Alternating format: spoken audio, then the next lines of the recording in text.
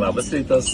Tai per dieną kiek kartų į visus maistus, kiek kartų Jeigu valgom? mes jaučiamės gerai, profilaktiškai, tai yra šitos skaidlos yra mikroelementų daug ir viso kito, užtenka po arbatinį šaukštelį tiesiog su kiekvienu maistu praturtinti maistą. Tai O vis tik užtenka. tai teisingiau, atsiprašau, ar prieš maistą geriant, tarkim, su vandeniu jas pasibrinkint, ar geriau dėti maistą, ar nėra jokio skirtumo? Visiškai nėra jokio skirtumo, mes per dieną turime įvesti tam tikrą kiekį skaidulų į žarnyną.